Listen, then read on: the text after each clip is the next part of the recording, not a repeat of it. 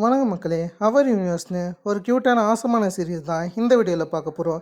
இந்த சீரீஸில் ரோஜே அங் யூ, பே இன் ஹோக் தான் ஆக்ட் பண்ணியிருக்காங்க. இந்த சீரீஸோட கான்செப்ட் நமக்குவே 2 இன்லாஸ் வந்து அவங்களுக்கு கிடைக்கக்கூடிய குழந்தைய எப்படி வளர்க்குறாங்க, அதுக்கு நடுவில் நடக்கக்கூடிய பிரச்சனைகளாக இருக்கட்டும், அதுக்கு நடுவில் இவங்களுக்குள்ளே போகக்கூடிய கெமிஸ்ட்ரியை தான் ஃபுல் அண்ட் ஃபுல் ஹேண்டில் பண்ண ட்ரை பண்ணியிருக்காங்க. கொஞ்சம் யூனிக்கான கான்செப்டோட அழகாக இந்த சீரீஸை ப்ரெசன்ஸ் பண்ண ட்ரை பண்ணியிருக்காங்க. அதுவே இந்த சீரீஸ்க்கு ஒரு மிகப்பெரிய பாசிட்டிவ் பாயிண்ட்டாக இருந்திருக்கு. அதுக்கு நம்ம டேரெக்டாக ஸ்டோரிக்குள்ளே போயிடலாம். ஃபர்ஸ்ட் ஆஃப் ஆல் கதையோடைய ஆரம்பத்திலே நம்ம ஹீரோ டேஹியோங்க காமிக்கிறாங்க. அவர் வேகமாக ஒரு இடத்துக்கு ஃபோட்டோ எடுக்கிறதுக்கு போகிறாரு. ஏன்னா டேஹியோங் ஒரு ஃபோட்டோகிராஃபராக இருக்கிற மாதிரி நமக்கு காமிக்கிறாங்க. இதெல்லாம் காமிச்சிட்டு இதுக்கு பேர்தளவே ஹீரோயினியை காமிக்கிறாங்க. அவங்க பேருன்றது யோன்ஜுன்றது. அவங்க அதிகமாக பார்ட் டைம் வேலைகள் பார்க்குறாங்க. அது மட்டும் இல்லாமல் ஹீரோயினி அவங்க எவ்வளோ தூரம் போகிறாங்களோ அது மொத்தத்தையுமே நோட்டீஸ் பண்ணிக்கிறாங்க. ஆனால் ராத்திரி ஆகும்போது மழை பெய்யுது. அதில் ஹீரோயினிக்கு ரொம்ப சந்தோஷமாக இருக்குது. சூப்பர் மார்க்கெட்டில் எதனாச்சும் சேல் போடுவாங்கன்னு சொல்லிட்டு இவங்க வேகமாக சூப்பர் மார்க்கெட்டுக்கு போகிறாங்க. அந்த இடத்துல இவங்க சிஸ்டர் கூட பேசிக்கிட்டு இருக்காங்க. இவங்க சிஸ்டரை ஆக்ட் பண்ணது வேற யாரும் கிடையாது, பாக் ஜிஹோன் தான். ஃப்ளெக்ஸாக்ஸ் காப் அந்த சீரீஸில் நீங்கள் பார்த்துருக்கலாம். அந்த இடத்துல ஹீரோயினுடைய சிஸ்டரை ஒரு ஸ்பெஷல் அப்பியரன்ஸ் தந்திருப்பாங்க. அதுவுமே நல்லா இருந்துச்சு. அதுக்கப்புறம் ஹீரோயினியை வீட்டுக்கு கூட்டாந்து இவங்களுமே சாப்பாடு செஞ்சு தராங்க. அந்த இடத்துல ஹீரோயின் நல்லா இருக்குன்னு சொல்லிட்டு அவங்களோட சந்தோஷமாக பேசிக்கிட்டு இருக்கும்போது அந்த இடத்துல சிஸ்டர் இந்த வாட்டி உன் வேலை கேன்சல் ஆகிடுச்சான்ற மாதிரி கேட்க, அதை கேட்டோன்னே ஹீரோயினி உங்களுக்கு எப்படி தெரியும்னு கேட்குறாங்க. ஆனால் ஹீரோயினோட முகம் லைட்டாக வாடி போய் தான் இருக்குது. அதுக்கு அடுத்தது ஹீரோயினுடைய சிஸ்டருடைய மொபைல் ரிங் ஆகும். அதை எடுக்கலான்னு அவங்க பேக்கை செக் பண்ணும்போது தான் ஹீரோயினுக்கு அவங்க சிஸ்டர்கிட்ட ஒரு மோதிரம் இருக்கிற விஷயம் தெரிய வருது. இதை வந்து வூஜின் தான் தந்திருப்பார். அவர் வேறு யாரும் கிடையாது, ஹீரோடைய பிரதர். அதே சமயத்தில் ஹீரோயினுடைய சிஸ்டரை டேட் பண்ணுற அந்த ஆளுமே இந்த சமயத்தில் இவர் தான் ஹீரோயினுடைய சிஸ்டருக்கு கால் பண்ணியிருப்பார். இதில் பொறுத்த ஹீரோயினி இதுக்கப்புறம் டைம் இல்லைன்னு சொல்லிட்டு ஸ்ட்ரெயிட்டாக இவங்க வூஜினை பார்க்க போகிறாங்க. அவர் ஒரு போலீஸ் ஆஃபீஸராக இருப்பார். ஆக்சுவலி ஹீரோயினிக்காக தான் அவங்க சிஸ்டர் இது வரைக்குமே மேரேஜ் பண்ணாமல் இருக்காங்க. இது வரைக்கும் எந்தவித ப்ரப்போசலையும் அக்செப்ட் பண்ணுற மாரி தெரியல. ஏன்னு கேட்டிங்கன்னா ஹீரோயினி கிராஜுவேட் ஆகணும், அதே சமயத்தில் ஹீரோயினிக்கு ஒரு நல்ல வேலை கிடைக்கணும்னு அவங்க சிஸ்டர் யோசிக்கிறாங்க. இதெல்லாம் யோசிச்சு ஹீரோயினியும் வூஜனை பார்க்குறது மட்டும் இல்லாமல் அவர்கிட்ட என்ன சொல்கிறாங்கன்னா, நீங்கள் 2 பேருமே மேரேஜ் பண்ணிக்கோங்க, அதை பற்றி எனக்கு கவலை கிடையாது, அதில் நம்ம வேணா ஒரு ஃபேமிலி மீட்டிங் வச்சுக்கலான்ற மாரி இவங்க இந்த இடத்துல பேசிக்கிட்டு இருக்கேன். இதுக்கு பேரளவே ஹீரோவை காமிச்சா அவர் செமையை குடிச்சிட்டு என்ஜாய் பண்ணின்னு இருப்பார். அந்த சமயத்தில் ஹீரோ ஃபோட்டோ ஷூட்லாம் எடுத்து வந்திருப்பார்ல, அதை பற்றி 2 லேடிஸ் புகழ்ந்து பேசிக்கிட்டு இருக்காங்க. அந்த சமயத்தில் அது பிடிக்காத ஒருத்தர் வந்து ஹீரோவை பற்றி அவமானப்படுத்துகிற மாரி பேசிக்கிட்டு இருக்கான். வெறியும் லோக்கல் காய் தான், அவன்கிட்ட அவ்வளோ பணம்லாம் இருக்காதுன்ற மாரி வேணும்னே ஹீரோவை அவமானப்படுத்துகிற மாரி பேச, அதை கேட்ட ஹீரோவும் எனக்கு நல்லா புரியுது, இருந்தாலும் இந்த லோக்கல் காய் கிட்டேருந்து நீங்கள் சில விஷயங்கள் கற்றுக்கணுன்ற மாரி அந்த ஆள் கிட்ட சொன்னால் அந்த ஆள் ஹீரோவை இன்னும் கேவலப்படுத்திட்டு போக அதில் ஹீரோ கடுப்பாகிறாரு. அதில் ஹீரோ அந்த இடத்துல இருக்கிற மொத்த சரக்குமே அடிக்கிற மாதிரி காமிக்கிறாங்க. அடுத்த நாளே இவர் பெட்டில் மட்டியாக இருக்கார். அந்த சமையல் தான் இவருடைய அசிஸ்டண்ட்டுமே கால் பண்ணி நேற்று நடந்த விஷயம் ஞாபகம் இருக்கான்ற மாரி கேட்க, அதை கேட்ட ஹீரோ ஷாக் ஆகிறாரு. ஏன்னா நேற்று அவன் அவமானப்படுத்திருப்பாள். அதில் ஹீரோ செம போதையில் செமையாக குடிக்கிறது மட்டும் இல்லாமல் அவனை அசிங்கமாக பிடிச்சி திட்டி விட்டுருந்துருப்பார். அந்த அவமானம் தாங்க முடியாமல் அதெல்லாம் ஹீரோவுக்கு ஞாபகம் வருது. அது மட்டும் இல்லாமல் ஹீரோ தெரியாமல் ஒரு வார்த்தையை அந்த பாரில் சொல்லி இருந்திருப்பாரு, இங்கே இருக்கிற மொத்த பேருடைய பணத்தையுமே நானே பார்த்துக்கிறேன், எவ்வளோ வேணும்னாலும் குடிங்கன்னு சொல்லி இருந்திருப்பாரு. அதுக்குள்ள ஹீரோ மொத்த பணத்தையுமே அதே பார்லேயே இன்வெஸ்ட் பண்ணிட்டாருன்னு ஹீரோவுக்கு தெரிய வருது. அதை நினச்சி ஹீரோ வருத்தப்பட்டுருக்கு. இதுவே இன்னொரு பக்கம் ஹீரோயினி அவங்க சிஸ்டருக்கான வெட்டிங் ஷூட் எடுத்துன்னு இருக்காங்க. அந்த இடத்துல எல்லாமே நல்லா இருக்கேன்னு ஹீரோயின் யோசிச்சு போதுதான் அவங்க சிஸ்டர் அங்கே இருக்கிற சில பிளாம்ப்ளேட் பார்ப்பாங்க. அதில் ஒரு லைட் ஸ்டாம்ப் வந்து ரொம்ப க்யூட்டாக இருக்கிறதா அவங்க சொல்லுவாங்க. இது ரொம்ப அழகாக இருக்கேன்னு சொல்லிட்டு அவங்க சிஸ்டரை சொல்ல, இது ஹீரோயினி பக்கத்துலேருந்து கேட்பாங்க. இவங்க சிஸ்டர் எப்பயுமே ஹீரோயினிக்கிட்ட எதையுமே கேட்டதே கிடையாது. அதில் ஹீரோயினி அவங்க சிஸ்டருக்காக இந்த லைட் ஸ்டாப்பை வாங்கலாமேன்ற மாரி யோசிக்கிறாங்க. அதில் ஹீரோயின் என்ன பண்ணுறாங்கன்னா, இந்தமாரி இதுக்கு எதனாச்சும் வழி கிடைக்குமான்னு யோசிக்கிறாங்க. அந்த லைட் ஸ்டாம்போடைய விலை ரொம்ப அதிகமாக இருக்குது. அதில் இவங்க ஃப்ரெண்ட்ஸ் சேஹியோனை கூப்பிட்டு வந்திருப்பாங்க. அந்த இடத்துல சேஹியோன் கிட்ட நடந்த மொத்த விஷயத்தையுமே இவங்க சொல்லிக்கிட்டு இருக்காங்க. இதோடைய விலை ரொம்ப அதிகமாக இருக்குது, நான் என்ன பண்ணுறது, என்னுடைய சிஸ்டர் இது வரைக்குமே என்கிட்ட எதுவுமே கேட்டதே கிடையாது, இதுதான் அவங்க அழகாக இருக்குதுன்னு சொல்லியிருக்காங்க, ஆனால் என்னால் இதை வாங்க முடியல, இதோடைய விலை ரொம்ப அதிகமாக இருக்குதுன்னு சொல்லிட்டு அவங்க ஃப்ரெண்டோட சொல்லிக்கிட்டு இருக்கேன். அந்த சைடில் இருக்கிற ஃப்ரெண்டுமே எதை பற்றி கவலைப்படாத, நான் வேணா ஆன்லைனில் இதேமாரி எதனாச்சும் கம்மியான வழியில் இருக்கான்னு சொல்லிட்டு பார்க்குறேன்னு அவங்க பேசிக்கிட்டு இருப்பாங்க. இதுவே இந்த பக்கம் ஹீரோவை காமிப்பாங்க. அவருடைய ரூமுக்கு ஃப்ரெண்ட்ஸ்லாம் வந்துருந்துருப்பாங்க. அந்த சமயத்தில் ஹீரோ என்ன பண்ணுறேன்னா எல்லாரோடைய உடம்புமே செமையை க்ளீன் பண்ணி தான் உள்ளார அனுப்புகிறாரு. இதில் ஹீரோ எவ்வளோ சுத்தமானவருன்ற விஷயத்த அழகாக காமிச்சிருந்துருப்பாங்க. அந்த அந்த சமயத்தில் ஹீரோ ஃப்ரெண்ட்ஸ் கிட்ட கூட பணத்தை கேட்டு பார்க்குறாரு. சுத்தமாக பணம் இல்லைன்னு சொல்லிட்டு அங்கே இருக்கிற ஃப்ரெண்ட்ஸுமே ஹீரோ கிட்ட இருக்கிற எதனாச்சும் ஒரு பொருளை விற்க சொல்கிறாங்க. ஆனால் ஹீரோ எந்த பொருளையுமே விற்க மாட்டாருன்னு தான் சொல்கிறாரு. ஏன்னா எல்லா பொருளையுமே ஹீரோ குழந்தையாட்ட பார்த்துக்கிறதா சொல்ல அந்த சமயத்தில் அங்கே ஒரு ஓல்டு கேமரா இருக்கிற விஷயத்த ஃப்ரெண்ட்ஸ் நோட்டீஸ் பண்ணுறாங்க. அது கூடவே ஒரு ஃபோட்டோ இருக்குது. இது உன்னுடைய பிரதர்ன்ற மாரி ஹீரோ கிட்ட கேட்டால் அந்த இடத்துல ஹீரோ எனக்கு பிரதர் கிடையாது, நான் ஆர்ஃபனேஜில் வளர்ந்தன்ற விஷயம் உனக்கு தெரியும் தானே, அது நான் தான்ற மாரி அந்த இடத்துல ஹீரோ அதை டோட்டலாக மழுப்பிடுவார். அதுக்கடுத்தது ஹீரோ நெக்ஸ்ட் என்ன பண்ணலான்னு சொன்னால் அங்கே இருக்கிற ஃப்ரெண்ட்ஸ் எதனாச்சும் ஒன்றத்தை விட்டு தான் தெரிஞ்சோன்னு சொல்லிட்டு அங்கே இருக்கிற ஒரு லைட் ஸ்டாம்பை பார்ப்பாங்க. அந்த லைட் ஸ்டாம்பை எடுத்து ஒரு ஆப்பில் இவங்க ப்ரொமோட் பண்ணுவாங்க. அது ஸ்ட்ரெயிட்டாக ஹீரோனிக்கு நோட்டிஃபிகேஷன் பாப்பப் ஆகும். அதான் அந்த விஷயத்தை இவங்க நோட்டீஸ் பண்ணுறாங்க. அது மூலியமாக இவங்க இந்த ஆட்கள் கூட டீல் பண்ணலான்னு இருக்காங்க. அதில் சரின்னு இவங்க ஹீரோவுக்கு மெசேஜ் பண்ண ஆரம்பிக்கிறாங்க. இந்த பொருளை நான் வாங்கிக்கிறேன்னு ஹீரோ கிட்ட சொன்னேன். அந்த இடத்துல ஹீரோ எந்த இடத்துக்கு வரணுன்ற மொத்த இன்ஃபர்மேஷனுமே ஹீரோனிக்கு அனுப்பிச்சிடுறாரு. சரின்னு ஹீரோனியும் அவர் சொன்ன டைமுக்கு கரெக்டாக அந்த இடத்துக்கு வந்துடுறாங்க. அந்த இடத்துல ஹீரோ தான் இருக்காரு. சரின்னு சொல்லிட்டு இதை ஆரம்பத்தில் இவங்க கம்மியான விலைக்கு தான் வாங்கலான்னு ட்ரை பண்ணுறாங்க. ஆனால் அந்த இடத்துல ஹீரோ இந்த லைட் ஸ்டாம்பை ஒரு குழந்தையாட்ட பார்க்குறாரு. என்னுடைய குழந்தை அவ்வளோ வேலைக்கெலாம் உங்ககிட்ட தர முடியாதுன்ற மாரி இவர் சொல்லிக்கிட்டு இருக்கேன். அந்த இடத்துல ஹீரோனி எமோஷனலாக பேசுவோன்னு சொல்லிட்டு இவங்க சிஸ்டருடைய வெட்டிங்க்கு இதை கிஃப்டாக தரப்போகிறதா சொன்னேன்.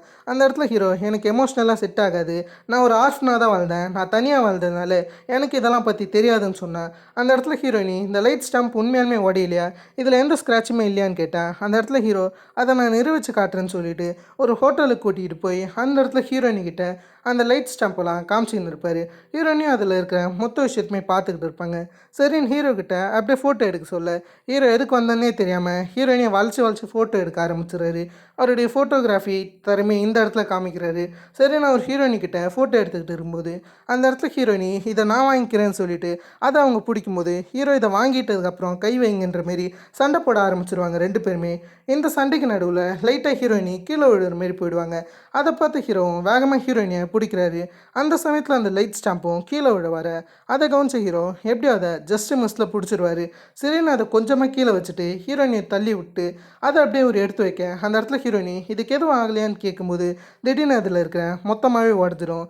அந்த சமயத்தில் ஹோட்டலில் இருக்கிற வெயிட்டருமே கொஞ்சம் வெளியே போக முடியுமா, எல்லாருக்குமே டிஸ்டர்ப் ஆகுதுன்னு சொல்ல சரின்னு இவங்க வெளியே வந்ததுக்கப்புறம் சண்டை போடுவாங்க. அந்த இடத்துல ஹீரோ நான் இன்னொரு வாட்டி உங்களை பார்க்கக்கூடாதுன்னு நினைக்கிறேன், தயவு செஞ்சு இந்த இடத்த விட்டு போங்கன்னு சொல்லும்போது அந்த இடத்துல ஹீரோனியும் ஹீரோவை திட்டி விட்டு அந்த இடத்த விட்டு போயிடுவாங்க.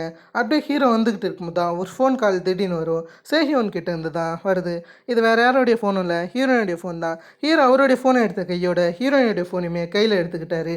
அதால் தான் இப்படி நடந்துக்குது. ஹீரோயினுமே அவருக்கு கால் பண்ணி என்னுடைய ஃபோனை திரும்ப தாங்க, இல்லைன்னா நான் போலீஸ்க்கு கால் பண்ணிவிடுவேன், என்னுடைய பிரதரின்லா போலீஸாக தான் இருக்காருன்னு சொல்ல அந்த இடத்துல ஹீரோவும் நம்ம இன்றைக்கி எங்கே சந்திச்சோமோ அதே இடத்துக்கே நாளைக்கு வாங்க நான் தரேன்ற மாரி ஹீரோ சொன்னேன்.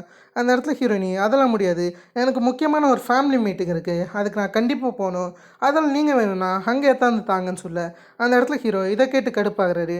அந்த சமயத்தில் ஹீரோயினி காலை கட் பண்ணும்போது தான் அந்த இடத்துல இவர் ப்ரொஃபைலில் நோட்டீஸ் பண்ணுறாரு, அதாவது வால்பேப்பர். அதில் இவருடைய பிரதர் இருக்கிற விஷயத்தை ஹீரோ பார்க்க அப்படியே ஹீரோ ஒரு விஷயத்தை வச்சு பார்க்குறாரு. கடைசியாக ஹீரோடைய பிரதர் ஹீரோவை ஆர்ஃபனேஜில் விட்டுட்டு போயிருந்திருப்பார். அப்போ தான் ஹீரோ கடைசியாக அவருடைய பிரதரை பார்த்துருந்துருப்பார்.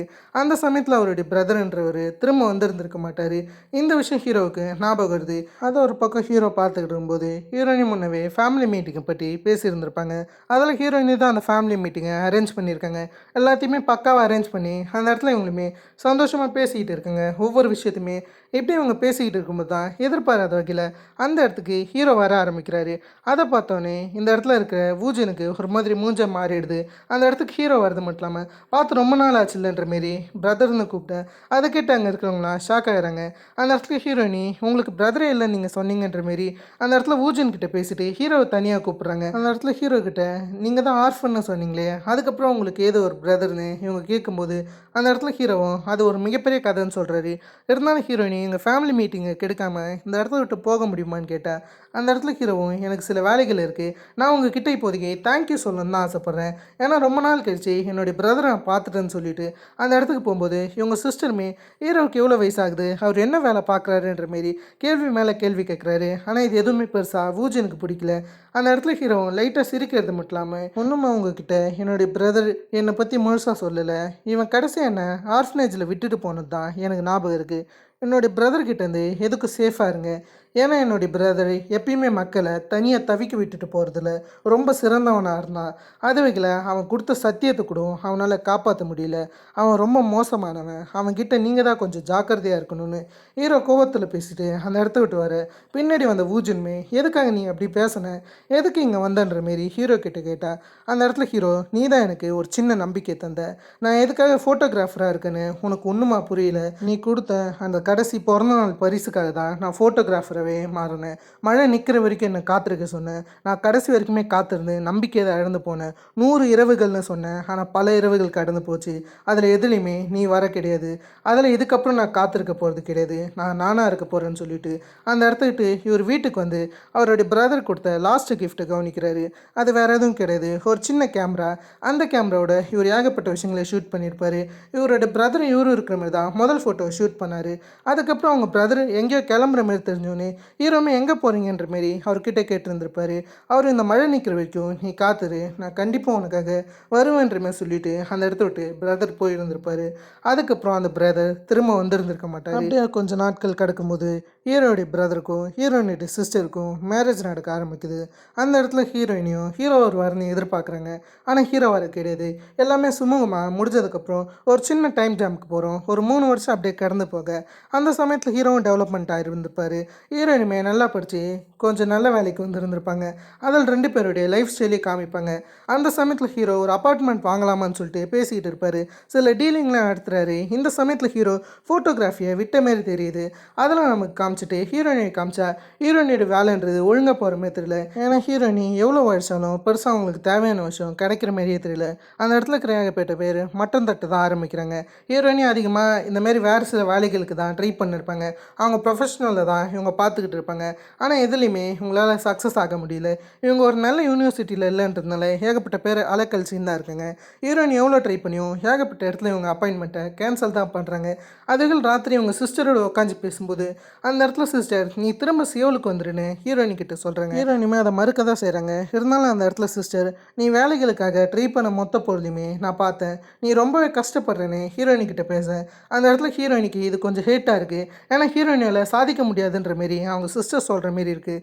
அது மட்டும் இல்லாமல் அவங்க சிஸ்டர் ஹீரோயினை பற்றி செக் பண்ண மொத்த விஷயத்தையும் ஹீரோயினி பார்க்குறாங்க. அதில் பார்த்த ஹீரோயினி, எதுக்காக இந்த மொத்த விஷயத்தையும் நீங்கள் பார்க்குறீங்க, நீங்கள் மொத்த விஷயத்தையும் தெரிஞ்சுக்கிட்டீங்களே, எதுக்காக இப்படி பண்ணுறீங்க? ஒரு சில வாட்டி நான் என்ன தெரியுமா நினச்சிருக்கேன், எனக்கு ஒரு சிஸ்டரே இல்லைனா எப்படி இருக்கும் தான் நினச்சிருக்கேன். நான் மட்டும் தனியாக இருந்தால் எப்படி இருக்கும், நான் எப்பயுமே தனியாக இருக்கணும்னு யோசிச்சிருந்துருக்கேன், நான் எப்பயுமே அவங்க கூட இருக்கக்கூடாதுன்னு யோசிச்சுன்னு சொல்லும்போது அந்த இடத்துல சிஸ்டருமே, அதுக்கு எதுக்கு உன்னை நீ வருத்திக்கிறேன்னு கேட்க அந்த இடத்துல ஹீரோயினி, வேறு என்ன பண்ண சொல்கிறீங்க, என்னை கொஞ்சோன்னு உங்களால் தனியாக விட முடியுமான்ற மாரி ஹீரோயினி அவங்க சிஸ்டர்கிட்ட ரொம்ப மோசமாக பேசிடுவாங்க.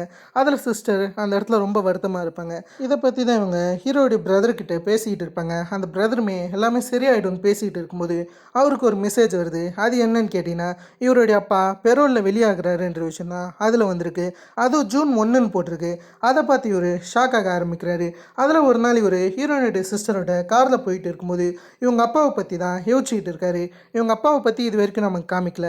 அந்த சமயத்தில் ஹீரோயினுடைய சிஸ்டருமே எதனாச்சும் பிரச்சனையா, ஹீரோவுக்கு எதனாச்சும் நடந்துச்சா, அதை பற்றியா நீங்கள் யோசிக்கிறீங்கன்னு பேசிக்கிட்டு இருக்கும்போது திடீர்னு எதிர்பாராத வகையில் பக்கத்துலேருந்து வந்த ஒரு ட்ரக் இவங்களை ஏற்றுற மாரி காமிக்கிறாங்க. அதே இடத்துல 2 பேரும் ஸ்பாட் அவுட் ஆகிடுறாங்க. இதே சமயம் தான் ஹீரோயினி திரும்ப அவங்க ப்ரொஃபஷனலுக்கு ஏற்ற வேலையை பார்க்கணும்னு சொல்லிட்டு அதுக்கான டாக்குமெண்ட்டை இவங்க சப்மிட் பண்ணிக்கிட்டு இருப்பாங்க. இதே சமயத்தில் நமக்கு ஹீரோவை காமிக்கிறாங்க. அவருக்கு ஒரு கால் இந்த பக்கம் வந்திருந்திருக்கும். ஆக்சுவலி இதே மாதிரியான ஒரு கால் ஹீரோயினுக்கு வந்திருந்திருக்கும். 2 பேருமே அட் அ டைம் அந்த காலை அட்டன் பண்ணுறாங்க. 2 பேருக்குமே சோகமான செய்தி தான் அந்த இடத்துல தெரியுது. அதில் அந்த சோகமான செய்தியோட 2 பேரும் ஸ்ட்ரீட்டில் நடந்து வர ஆரம்பிக்கிறாங்க. அந்த சமயத்தில் ஹீரோயினி அவங்க சிஸ்டரை பற்றி யோசிக்கிறாங்க. ஏன்னா ஹீரோயினிக்கு இந்த உலகம்னு கேட்டிங்கன்னா அவங்க சிஸ்டர் தான். அதை பற்றி ஹீரோயினி ஒரு பக்கம் யோசிக்க, அதே மாதிரி தான் ஹீரோ அவருடைய பிரதர்கிட்ட பேசின அந்த கடைசி வார்த்தையை பற்றி யோசிக்கிறாரு. நம்ம 2 பேரும் இதுக்கு மேலே வந்து சந்திக்க மாட்டோன்னு அவர் சொல்லியிருந்தார்ல, அதில் பற்றி யோசிச்சுட்டு ஹீரோ நடந்து வந்துன்னு இருக்கேன். இதே சமயத்தில் ஹீரோயினி ஃபியூனரல் பிளேஸில் அவங்க சிஸ்டர்கிட்ட மன்னிப்பு கேட்பாங்க. ஏன்னா கடைசியாக ஹீரோயினி என்ன சொல்லியிருந்திருப்பாங்கன்னா, அவங்க சிஸ்டர் இல்லாத ஒரு வாழ்க்கை தான் அவங்களுக்கு நிம்மதியாக இருக்குன்னு சொல்லியிருந்திருப்பாங்க. அதை நினச்சி ஹீரோயினி ஒரு பக்கம் எழுதுகிட்டு இருக்கு. இதுக்கு பின்னாடியே ஹீரோ வந்து இருந்திருப்பார். அவரும் ஹீரோயினியை ஒரு மாதிரி வருத்தமாக பார்க்கும்போது அந்த இடத்துல திடீர்னு ஒரு குழந்தை வர மாரி இருக்கும். இந்த குழந்தையோட நேம் தான் ஊஜின்ன்றது. இந்த குழந்தை தான் ஹீரோடைய பிரதருக்கும் ஹீரோயினுடைய சிஸ்டருக்கும் பிறந்த அந்த குழந்தை. சரின்னு ஹீரோயினுமே அந்த குழந்தைய வச்சு கொஞ்சம் இந்த மாரி அழுகாமல் இருக்க ட்ரை பண்ணுவாங்க. இருந்தாலும் அந்த குழந்தை ரொம்ப அழுதுகிட்டு இருக்க. ஹீரோவும் அந்த குழந்தைய பார்ப்பாரு. அந்த குழந்தை ஹீரோ கிட்டயே நெருங்க. ஹீரோவும் தள்ளி தான் போவார். திடீர்னு பக்கத்தில் சில பொருட்களை தருவாங்க. அதில் ஹீரோ அந்த குழந்தைய தூக்கிக்க ஹீரோயினி அந்த குழந்தைய தூக்க வந்திருந்திருப்பாங்க. அந்த சமயத்தில் ஹீரோயினி தெரியாமல் அங்கே பொருள் ஏற்றந்தவங்க மேலே விழுந்துருவாங்க. அதில் ஹீரோயினுடைய கை லைட்டாக சுளுக்கு பிடிச்சிடும். அதில் ஹீரோயினியை ஹாஸ்பிட்டலுக்கு கூட்டின்னு போயிருந்திருப்பாங்க. ஹீரோயினிக்கு பதிலாக மிச்ச வேலைகளை ஹீரோ தான் பார்த்துக்கிறாரு. சாப்பிடலேருந்து மற்றவங்க வரதை இந்தமாரி மற்றவங்களுக்கு வணக்கம் சொல்கிறது எல்லா வேலையுமே ஹீரோ தான் பார்த்துக்கிட்டு இருப்பார். அந்த குழந்தையோடையும் ஒரு பக்கம் ஹீரோ மல்லு கட்டிக்கிட்டு இருக்காரு. முடிஞ்ச அளவுக்கு அந்த குழந்தைய சமாளிச்சுக்கிட்டு தான் இருக்காரு. ஒரு சமயத்தில் அந்த குழந்தை மூக்கில் கையை வச்சுட்டு அதே வாயில் வைக்க ஹீரோவுக்கு ஒரு மாதிரி கொமட்டுற மாரி ஆகிடும். சரின்னு அந்த குழந்தைகிட்டேருந்து கொஞ்சம் தள்ளிக்கிட்டு தான் இருப்பார். சரின்னு சொல்லிட்டு அந்த குழந்தைய தூக்கோனி ஒரு தூக்குனா அந்த குழந்தையோடைய வாயிலேருந்து திடீர்னு வாமிட் ஹீரோ மேலே போட்டுரும். அதை ஹீரோ என்ன கர்மண்டா இதுன்ற மாரி சொல்லிட்டு அப்படியே ஹீரோ அதெல்லாம் க்ளீன் பண்ணுவார். இதுக்கப்புறம் எனக்கு வேறு வழி கிடையாதுன்னு சொல்லிட்டு இந்த குழந்தைய இப்படி தான் ஹேண்டில் பண்ணணுன்னு அந்த குழந்தைய அப்படியே பக்கெட்டில் போட்டு இந்த இடத்த தருவார். அந்த சமையல் தான் இவர் எதிர ஹீரோயினை பார்க்குறாரு. இப்போ தான் ஹீரோவுக்கு நிம்மதியாக இருக்குது. ஹீரோயினோட கை எப்படி இருக்குன்னு கேட்டால் அந்த இடத்துல ஹீரோயினி லைட்டாக சுளுக்கு பிடிச்சிருக்கதா சொல்கிறாங்க. இவங்க 2-3 வாரம் ரெஸ்ட் எடுத்தால் மட்டும் போதும்னு சொல்ல அந்த இடத்துல இவங்க வூஜுனை பார்த்து சரின்னு சொல்லிட்டு வூஜுவை தூக்க போகிறாங்க. அந்த இடத்துல வூஜுவும் ஹீரோயினியை பார்த்து அழுக ஆரம்பிக்கிறான். ஹீரோயினிக்கிட்ட போகிற மாதிரியே தெரியல. அந்த இடத்துல ஹீரோயினுடைய கை வேற வலிக்க ஆரம்பிக்குது. அதை பார்த்து ஹீரோ மற்ற விஷயங்களை நான் பார்த்துக்கிறேன்னு சொல்லிட்டு அந்த இடத்துல எல்லா விஷயத்தையும் ஹீரோ பார்த்துன்னு இருக்கேன். அதே சமயத்தில் அங்கே ஹீரோயினுடைய ஃப்ரெண்ட் சேஹியோன் வந்துருந்துருப்பாங்க. அவங்க வந்து ஹீரோயினிக்கிட்ட நடந்த விஷயங்களை கேட்டால் அந்த இடத்துல ஹீரோயினி தெரியாமல் கை உடஞ்சி போன்னு தான் சொல்கிறாங்க. இப்போது இவங்களுக்கு ஹெல்ப்ஃபுல்லாக இருக்கிறது ஹீரோன்னு சொல்கிறாங்க. அவன் இருக்கிறதால தான் என்னால் முக்கால்வாசி விஷயங்கள் பார்த்துக்க முடியுது. அதில் நான் எல்லா விஷயங்களையும் நல்லா பார்த்துக்கிறேன்ற மாரி அவங்க ஃப்ரெண்டோட இவங்க சந்தோஷமாக பேசிக்கிட்டு இருப்பாங்க. இப்படியே பேசிக்கிட்டு ஹீரோயினும் ஹீரோவும் அந்த குழந்தைய தூக்கி ஏறும்போது அந்த குழந்தைக்கான கார்டியனாக யார் இருக்கணும்னு சொல்லிட்டு அந்த இடத்துல ஒரு ஆள் வந்து பேசுகிறாரு. இவங்க 2 பேர்கிட்ட யார் அந்த குழந்தைக்கான கார்டியனாக இருப்பீங்கன்னு கேட்டால் அந்த இடத்துல ஹீரோ பண்ண வேண்டிய பொறுப்பெல்லாம் நான் பண்ணிட்டேன். என்னால் வூஜனுக்கான ரெஸ்பான்சிபிலிட்டியை தான் ஏற்றுக்க முடியும். இந்த குழந்தைக்கான ரெஸ்பான்சிபிலிட்டி கிடையாதுன்னு அந்த இடத்த விட்டு போயிடுவார். ஹீரோயினி கஷ்டத்தோடு அந்த குழந்தைய வெளியே கூட்டாரும்போது அந்த சமயத்தில் ஹீரோவும் ஹீரோயினி கஷ்டப்படக்கூடாதுன்னு சொல்லிட்டு ஒரு டாக்ஸியை நிறுத்தி அந்த டாக்ஸியில் ஹீரோயினுடைய லக்கேஜை வச்சுட்டு இப்போ நீங்கள் போகலான்னு சொல்லிட்டு அப்படியே அவர் அந்த குழந்தைகிட்ட வந்து கடைசியாக அந்த குழந்தைக்கு ஒரு சாக்லேட் தராரு. இதுக்கு மேலேருந்து நம்ம 2 பேர் சந்திக்க போகிறது கிடையாதுன்னு சொல்லிட்டு அந்த இடத்த விட்டு இவர் கிளம்பி போகிற மாரி காமிக்கிறாங்க. இதோட இந்த எபிசோட் கம்ப்ளீட் பண்ணிட்டாங்க. டெஃபினெட்லி உங்களுக்கு இந்த வீடியோ பிடிச்சிருக்குன்னு நினைக்கிறேன். என்னுடைய எக்ஸ்ப்ளனேஷனில் எதனா மிஸ்டேக்கோ வேறு எதனா தப்பாக தெரிஞ்சாலோ மறக்காமல் கமெண்ட் பண்ணுங்கள். மேபி சில இடத்துல ஃபாஸ்ட் ஃபேஸிங்காக போகிற மாரி இருந்திருக்கலாம். அதேமாதிரி நான் வரப்போகிற எபிசோட்ஸில் கண்டிப்பாக தெரிஞ்சுக்கிறேன். முக்கியமாக நெக்ஸ்ட் எபிசோடுக்கு எவ்வளோ பேர் வெயிட் பண்ணுறீங்கன்றதை மறக்காமல் கமெண்ட் பண்ணுங்கள். இதுக்கு மேலேருந்து தான் ஸ்டோரி கொஞ்சம் இன்ட்ரெஸ்டிங்காக போகும்னு நினைக்கிறேன். இதே மாதிரி நான் உங்களை வேறு ஒரு தன்னலாசமான வீடியோ சந்திக்கிற இருக்கும். Have fun guys.